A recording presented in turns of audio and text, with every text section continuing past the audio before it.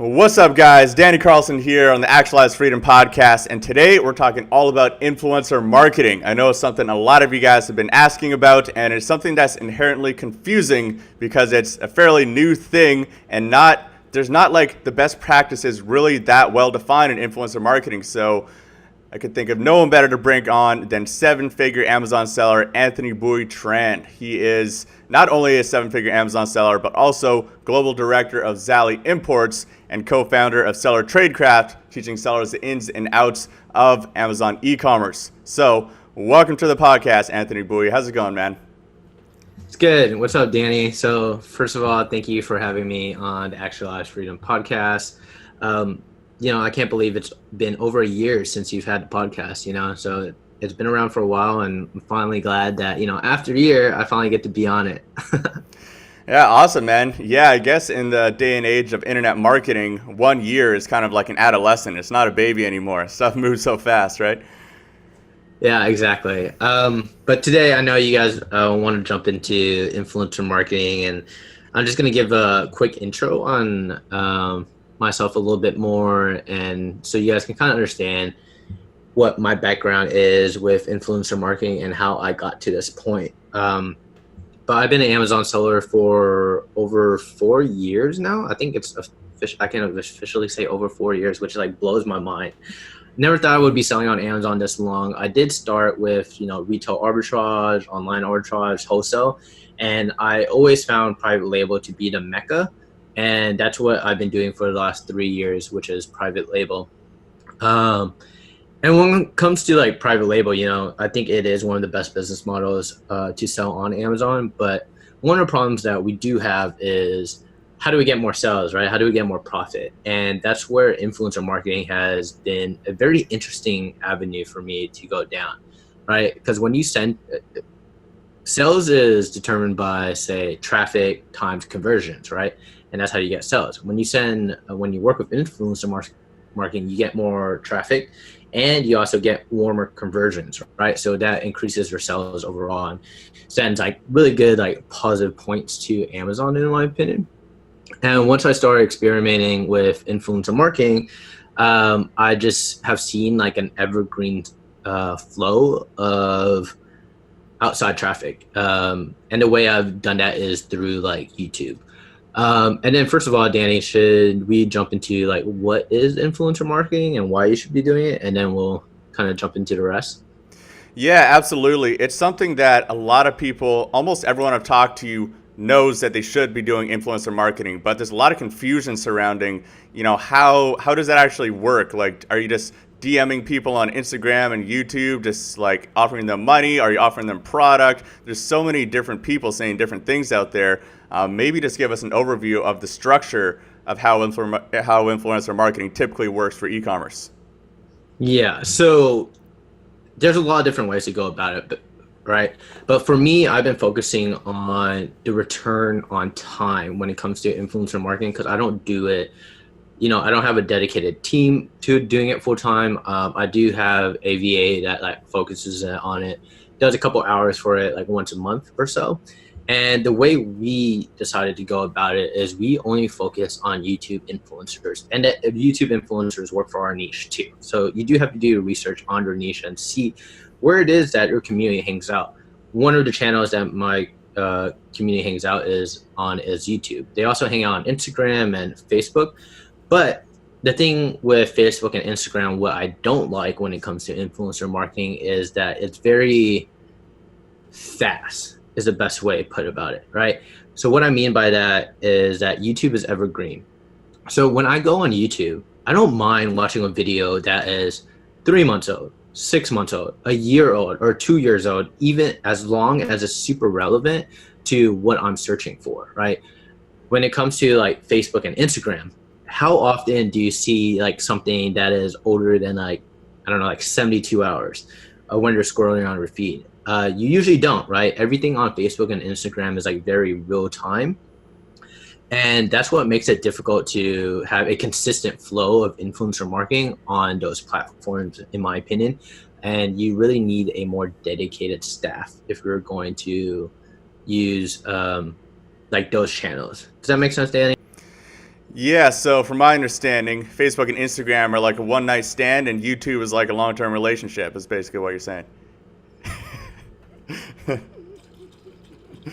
Is when you work with YouTube influencers, right? You work with them, you build that relationship, and that video stays up forever, right? And there's also a couple of other different tactics like I use when working with influencers to make sure it's like really evergreen and I get more reach, right? And we'll jump into that in just a little bit. But so first of all, you have to figure out what channel you want to choose. For me, I choose YouTube because it's the most evergreen and it's the best return on time in my opinion. And I feel like according to like studies and in my experience, like statistically speaking, if I see someone on video for a while, there's a bigger trust factor than like trusting someone on like Instagram or Facebook. That's what studies have proven, and that's what I feel like too. And that's another reason I really like YouTube as a source. But in general, to find, these YouTube influencers, it's pretty simple in my opinion, right? So the manual way of going about it is, say my niche is, so say like I'm on Amazon, I'm selling a camping bag, right? That's my product on Amazon. So first couple of things you're going to do is you just literally go by keyword searches, right? So I can search up camping bags, look up the video creators like profile of their like video library and see what other videos they've made, right? And then on top of that, I'll go ahead and search like what the overall niche is, right? So just zooming out a little bit, camping bag belongs into what niche? So it could fall into like hiking, it could fall into camping, it could fall into outdoors. So you can search for those keywords and then find the influencers in that niche. So prior to this, just back tracing a little bit, you always have to have a spreadsheet, right? You want to capture the name, their YouTube channel URL, how many subscribers they have, right? And then any email, Twitter type of information where you can follow up with these influencers, right? And this is what my team will automatically do for you. And then we'll jot down this list to say like our top 5 favorite influencers, and then the other 15 will be like other influencers we do want to contact. The top 5 ones, we send a very personalized message. So for example, maybe one of the influencers did a review of, the top 5 camping bags, right? And then you're like, hey, I saw you did the review of the top 5 camping bags. I saw this is what you liked about, the very best one. Well, ours does the same exact thing. But in addition to doing that, ours does this benefit, this benefit, this benefit, right? And, what we would like to do with you is partner with you, have you create a video about our product. And here's basically some of the context you can use. And we would also like to provide you with some free bags and also do a contest with your audience, right? So for me, when it comes to working with the influencer, I always try to provide value to them in the form of free product and something for their audience and content. That makes them look good too, right? If they're giving out a bunch of free stuff to their audience, that makes them look super awesome, and is their audience benefits, you benefit. It's a win-win. Yeah, exactly. A lot of the times, content creators, there's only so much content that we can create, right? So you stepping in to help an influencer create more content, more valuable content for their audience, like by providing like a product that is valuable, then it's super useful, right?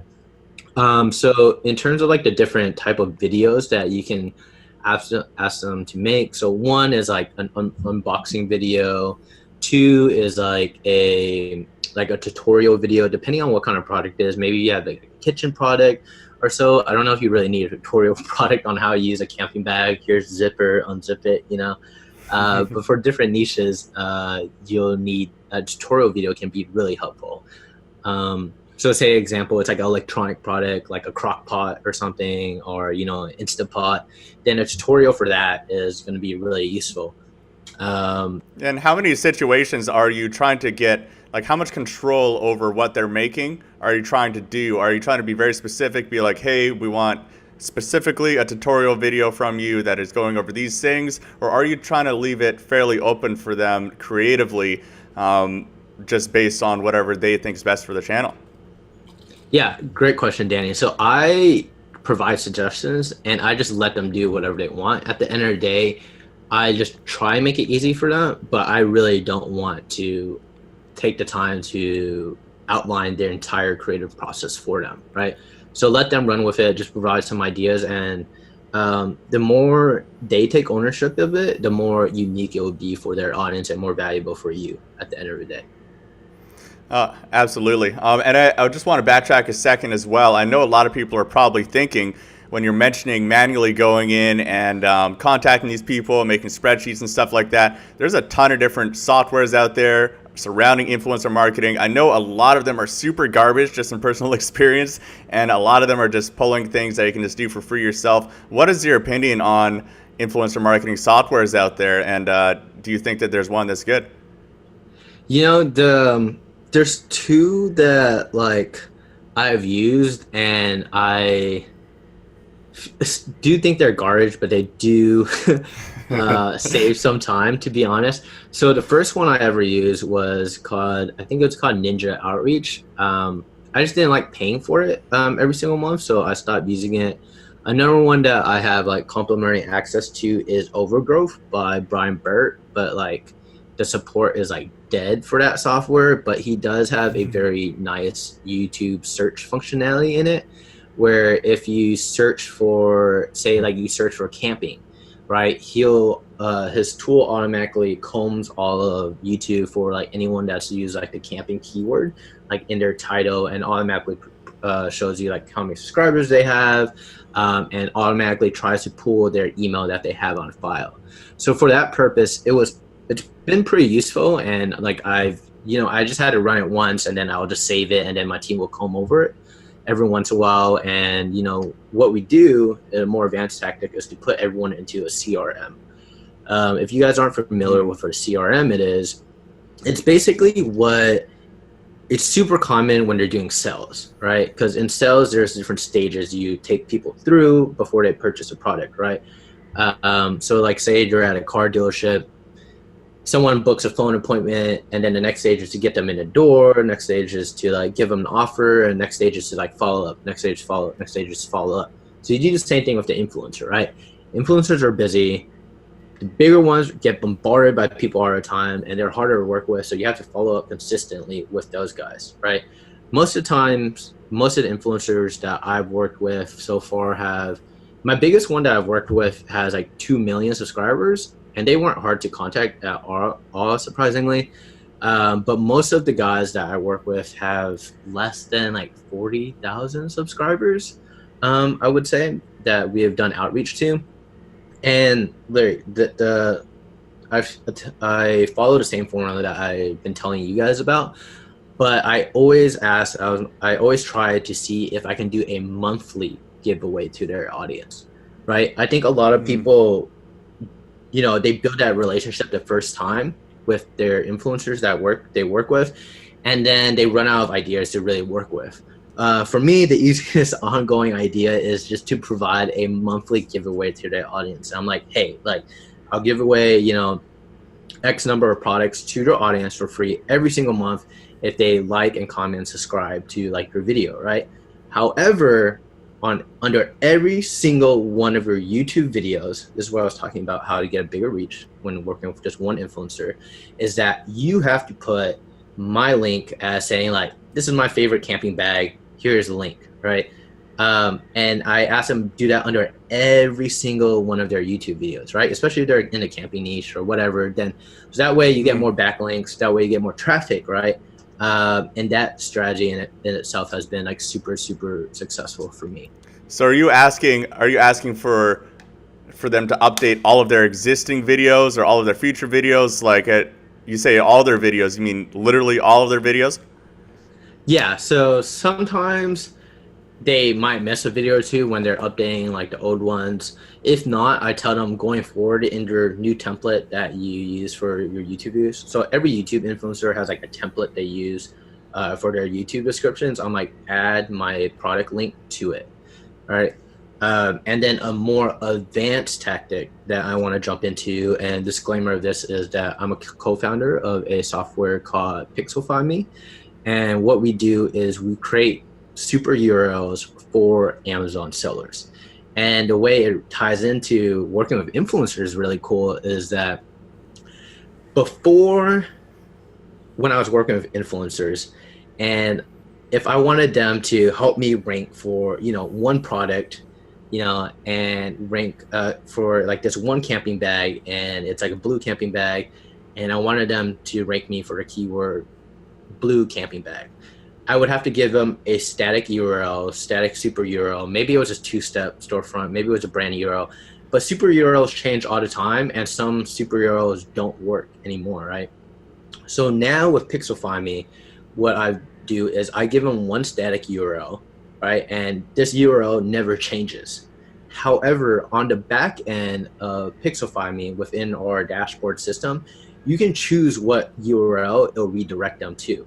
So I can ask them to just like put this URL on all their videos, but on the back end, if I need to rank for, blue camping bag, camping bags with an S, like best camping bag, cold camping bag, camping bags for winter, I can rotate all those URLs in the back end without bothering the influencer every single time I need to change a URL, right? So this gets super, super powerful, because in addition to, just using super URLs to rank your product on Amazon, we're on the subject of off Amazon traffic, right? We haven't even talked about Facebook ads, right?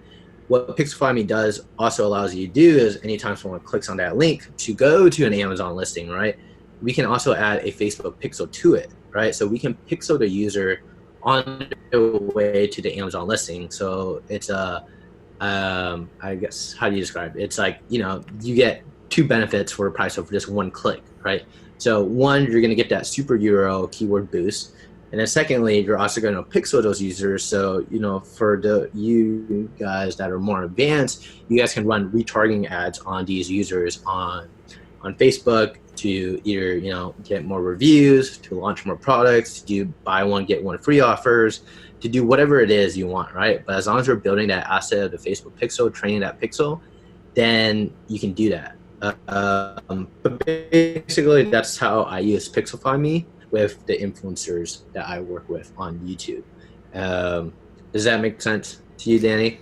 Yeah, and that is a super good thing, guys. I use a similar service as that, but it doesn't have the rotate link option. So whether or not you're working with influencers as well, you should be using some kind of special link like that whenever you're putting a link on some website that is not yours. Let's say it's YouTube, let's say it's someone else's blog, or anywhere really that's not your own website where you don't have the control to go in there and change it later. You should be using one of these links, because like Anthony said, you can go back if the link changes on your website, or you want to change where the link goes, you want to change the promotion or something like that. You have the power to go do that, and then you also have the power to retarget people through your Facebook pixel on other people's website. You have that link on someone else's YouTube description, you have it on someone else's blog. You would never have the opportunity to pixel them if you didn't have that special link. So definitely a good resource that Anthony has there. And the next most common question I get about influencer marketing is, how much should you be paying people? How much does it cost? Like, a lot of people are saying you can get away with just giving free product, and a lot of influencers, they ask for $1,000, they ask for a couple $100. What has been your experience when it comes to the cost of influencer marketing? Got it. And this is a great question too. So for me personally, in my niche where I do influencer marketing, I refuse to pay people just like a cash dollar amount. I feel the ones that you have to pay in my niche aren't really true enthusiasts of my niche, right? So Danny, I know you love longboarding, right? And if I were to offer you, like free wheels, a free deck, gear, whatever for, longboarding, and you're not a gigantic influencer that's like sponsored by like Red Bull or like Monster or something, you would love to get it, right? And those are the people I'm aiming to reach, right? I'm not aiming to try get, sponsored with, compete against Red Bull or compete against Monster for the same athlete. I'm trying to compete for the little guys that, started a YouTube channel like as a hobby with their friends, and they're starting to see some traction within, the community. And they're like, like I just got this, product from la company, and they sent me these samples, and we're gonna test them out today. And in the video, they kind of just casually talk about it. They're like, this product isn't that bad. You guys should give them a try. The price point is la. And those are the guys I work with, right? And what kind of subscriber count are those people? Like, what kind of range? Yeah, I would say those have always been 100,000 and under. For me, I won't work with anyone with less than 10,000 subscribers, right? Unless unless my team really likes their content, right? We've worked with people as low as like 3,000 subscribers if we really like their content, and sometimes they reach out to us first, right? So one thing you're gonna notice as more and more you do this is that once you get on one influencer's video, then they kind of just pitch you around and kind of like share you between their friends. And it's just like, they just pass you around. They're like, yo, like I got some free product from la. Hit them up. They might like give it to you too, right? Because there are friends in the community, right? Just like me and you, Danny, we know each other in the Amazon community. There's a lot of other influencers we know too. And it's the same thing in those kinds of environments. And unless they're in like a gigantic niche like fitness or beauty, then it's a way different story, right? But like I said, it really depends on your niche, and it really depends on what you're getting into. But Danny, I want to backtrack a little bit to like paying influencers. My favorite thing to do is just to give influencers more of the product, right? Maybe I don't give them one, maybe I give them like 10, right? But I guess it kind of does depend on what product it is. Like if we're giving someone like 10 crock pots or 10 sleeping bags, it's not a bad thing, right? Because they're going to choose 9 of their like closest friends to also receive those items too.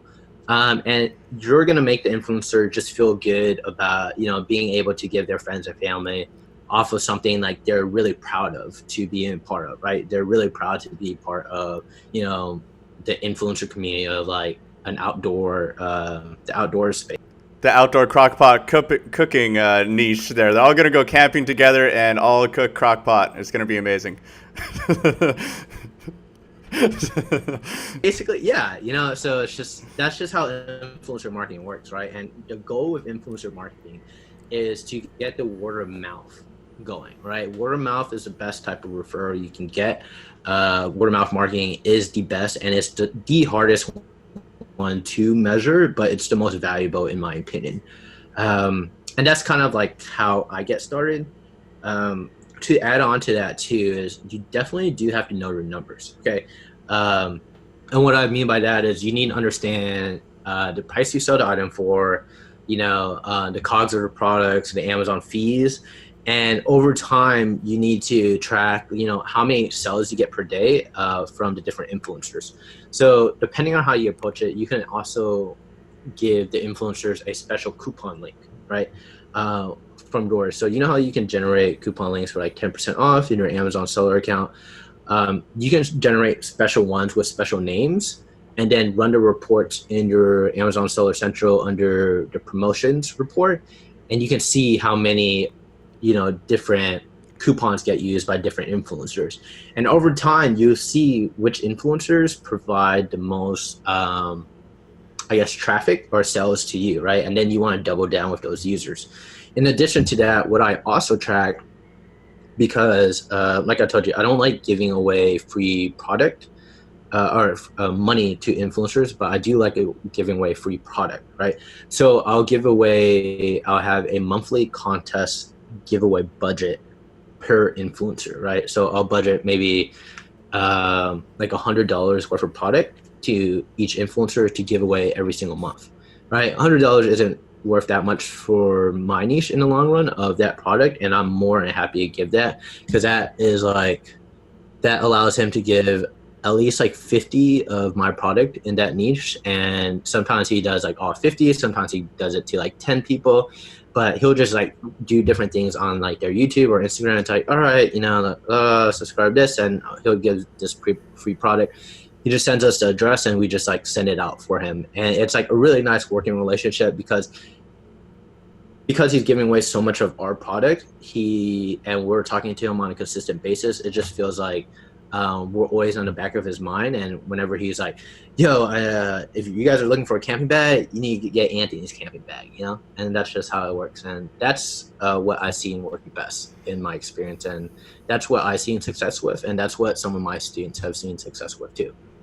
So yeah, you just answered my next question, which was how to measure success. It sounds like you have some kind of spreadsheet set up where you have the number of people who are clicking the links that you're sending to these influencers, so you can measure the amount of clicks. And then 2, you're using a unique coupon code for that influencer, so you can measure how many people are actually purchasing on Amazon. And then 3, you're measuring how much you're spending on free product for them and their audience on that, so you can see all in one line item, how much is this bringing in? Are we profitable? Are we losing money on this?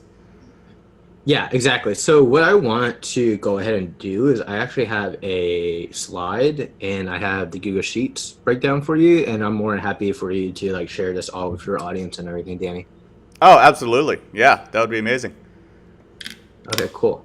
But yeah, so the next part of this is, okay, so now that you understand why I like doing YouTube, and you understand how to connect with the influencer, right? And how I reach out to them, what kind of like coupon I give to them, and how the tracking works. Now you just repeat that process and you get to 10 times the influencers, right? And each influencer over time is going to send you more and more traffic, right? It's going to compound, right? These influencers are never going to take their YouTube video down, right? Compared to like Facebook and Instagram, on Instagram, their post is going to get buried, right? And no one scrolls down that far to like just click on their link. But on YouTube, people will see the video again. They will continue to start to make new videos, and their link will be under every single new video. So the act of getting more and more influencers on the same plan that I just talked about is just going to compound and compound and compound even harder. I love that, Anthony. This has been super, super helpful for anyone wanting to get started on influencer marketing. Do you have any kind of closing tips when it comes to influencers that you haven't talked about so far? I really do want to say that this is a more advanced strategy in a way, or like it shouldn't be the main strategy in a way, in my opinion, when it comes, if your focus is to sell a product on Amazon. What I mean by that is it doesn't matter if you have the best images, the best influencer marketing, right? If you have a shitty product, it doesn't matter at the end of the day. No influencer will want to push it. If your listing your listing can be amazing, but if your product always gets like 2-star reviews and the quality is not good, nobody will want to ever push that. And the original problem that you should actually be looking at is your product selection, right? Don't rely on influencer marketing to like solve all your problems. It's more of a supplement to what you're already doing with your marketing budget, your marketing campaign, right? A lot of people, in my opinion, within the Amazon space get attracted to like these shiny objects, ManyChat, influencer marketing, they're all good at the end of the day, right? But when it comes down to it, the rules are like the 80-20, and like we kind of talked about it.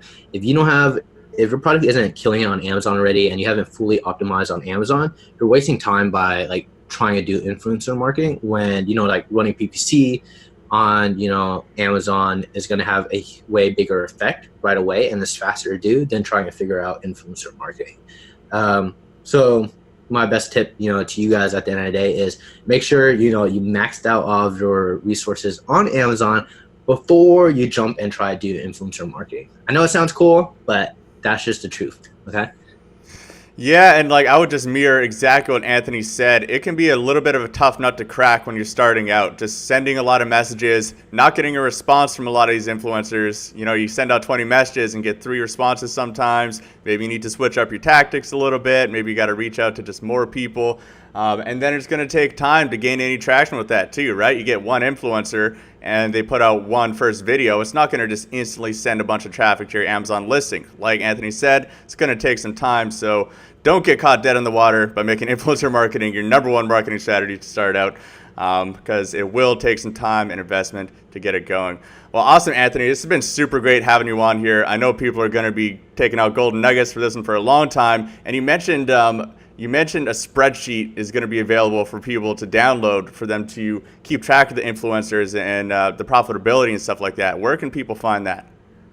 Well, it actually depends on where you post the link to it. So I assume you have a website or so, and under the podcast link, maybe of this podcast, we can just post that for you and your audience.